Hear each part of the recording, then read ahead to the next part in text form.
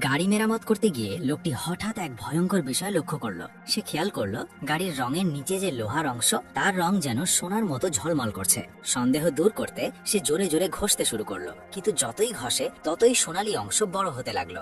হতভম্ব হয়ে সে দ্রুত ইঞ্জিনের ঢাকনাও খুলে ফেললো। ওখানেও কয়েক জায়গায় আঁচড় কাটলো। কিছুক্ষণের মধ্যেই সেখান থেকেও সোনালী রং ফুটে উঠল। এবার সে পুরোপুরি নিশ্চিত হয়ে গেল অল্প দামে কেনা তার ভাঙাচোরা পুরনো গাড়িটি আসলে খাঁটি সোনায় তৈরি। হঠাৎ পাওয়া এই বিশাল সম্পদে যুবকটি উত্তেজনায় কাঁপতে লাগলো, কিন্তু কাউকে কিছু টের পেতে দিতে চাইল না। তাই দ্রুত খোলা অংশগুলো আবার রং করে ঢেকে দিল।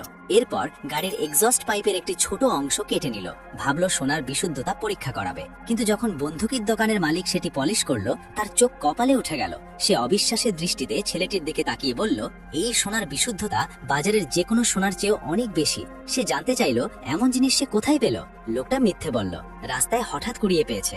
দোকানদার বেশি কিছু জিজ্ঞেস করলো না, শুধু তার ফোন নম্বর লিখে বলল এমন সোনা যত আছে সবই সে বাজারের সর্বোচ্চ দামে কিনে নেবে। কিন্তু তারা কেউই জানতো না একটি কালো গ্যাংও এই সোনার খোঁজে মরিয়া হয়ে ঘুরছে। তাদের বস মৃত্যুর আগে গোপনে নিজের সব সম্পদ সোনায় রূপান্তর করেছিল, কিন্তু সেই সোনা কোথায় লুকানো তা কেউ জানতো না। এই কারণেই বসের নাতি সুয়াইও বিপদে পড়েছে।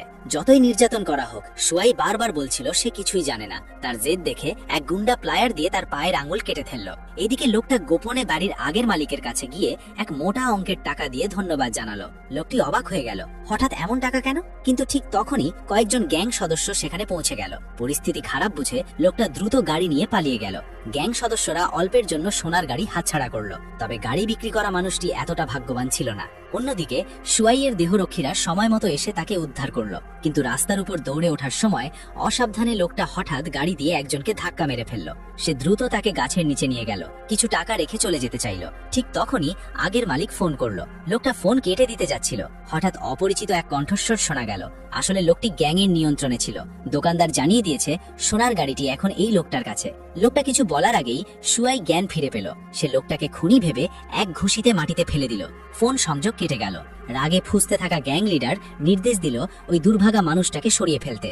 এদিকে এরা কিছু কথাবার্তার পর তারা পুরো ঘটনার সত্য জানতে পারল। সব সমস্যার মূল এই সোনার গাড়ি। তারা সিদ্ধান্ত নিল সীমান্ত পেরিয়ে পালাবে, কিন্তু গাড়ি যাতে গ্যাংয়ের হাতে না পারে তাই আহত সঙ্গীকে নিয়ে সে বান্ধবীর বাড়িতে আশ্রয় নিল। সাধারণভাবে তার চিকিৎসা করলো, তারপর পুরো ঘটনা খুলে বলল। কিন্তু বান্ধবী তার ভয়ভীত মুখ দেখে সন্দেহ করলো, নিশ্চয়ই সে কোনো অপরাধ করেছে। ঝামেলায় জড়াতে না চেয়ে সে গোপনে পুলিশে ফোন করলো।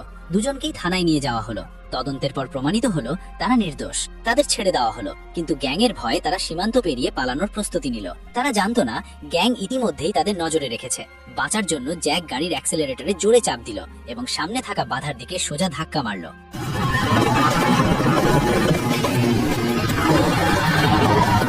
অবশেষে তারা গ্যাংদের হাত থেকে সাময়িকভাবে বাঁচতে পারল। দুজন দ্রুত সীমান্তের দিকে রওনা দিল। তাদের ধারণা ছিল একবার দেশ ছাড়তে পারলেই তারা নিরাপদ। কিন্তু হঠাৎ গাড়ির চাকা পেরেকের উপর উঠে ফেটে গেল। উপায় না দেখে তারা আলাদা হয়ে গেল। জ্যাক গেল কাছাকাছি কোনো গ্যারেজ খুঁজতে, আর মাইক বেরোলো সীমান্ত পার হওয়ার রাস্তা জিজ্ঞেস করতে। কিছুক্ষণের মধ্যেই জ্যাক রাস্তার পাশে একটি গ্যারেজ খুঁজে পেল, কিন্তু গ্যারেজের মালিক বুঝে গেল সে স্থানীয় নয়। সুযোগ বুঝে মোটা টাকা দাবি করলো। অচেনা জায়গায় এসে জ্যাক বাধ্য হয়ে রাজি হলো, কিন্তু গাড়ি ঠিক করার সময় মিস্ত্রি হঠাৎ গাড়ির ভেতরের রহস্য টের পেয়ে গেল। লোভে পড়ে সে হঠাৎ জ্যাককে এক ঘুষিতে মাটিতে ফেলে দিল। অন্যদিকে রাস্তা জিজ্ঞেস করতে গিয়ে মাইকও বিপদে পড়ল। সীমান্ত এলাকায় পুলিশ তল্লাশি চালাচ্ছিল। হঠাৎ বুদ্ধি করে সে একটা তরমুজ তুলে নিল। নিজেকে বিদেশি ক্রেতা সাজিয়ে অদ্ভুত ভাষায় বিড়বিড় করতে লাগলো। পুলিশ বিরক্ত হয়ে তাকে ছেড়ে চলে গেল। এদিকে জ্যাক জ্ঞান ফিরে পেয়েই এক মুহূর্ত দেরি না করে দৌড়ে পালালো। কিন্তু মাইকের দেখা সেই তরমুজ বিক্রেতা বড় লোকটি আসলে গ্যারেজ মালিকের পরিচিত ছিল। তারা জানতে পারল দুজনকে গ্যাং তাড়া করছে। অদ্ভুতভাবে গ্যারেজ মালিক তাদের সাহায্য করার সিদ্ধান্ত নিল। সে সোনার গাড়িটাকে নতুন ভাবে সাজিয়ে দিল। চেহারাই বদলে গেল গাড়ির। কৃতজ্ঞতা স্বরূপ জ্যাক তাদের এক টুকরো সোনা দিল। তারা ভাবলো এবার গ্যাং আর চিনতে পারবে না। কিন্তু ঠিক তখনই এক লাল গাড়ি এসে দাঁড়ালো দোকানের সামনে। এরা সেই গ্যাং সদস্যরা। গ্যারেজের লোকজন ঘিরে ধরলো তাদের। গ্যাং সদস্যরা বলল তারা একটি সাদা গাড়ি খুঁজছে। মিস্ত্রি শান্তভাবে বলল এমন কোনো গাড়ি সে দেখেনি। একটি সিগারেট বাড়িয়ে দিয়ে তাদের বিদায় করতে চাইল, কিন্তু হঠাৎই সেই খুনি নিজের নাম বলল। নাম শুনে সবাই ভয় পালিয়ে গেল।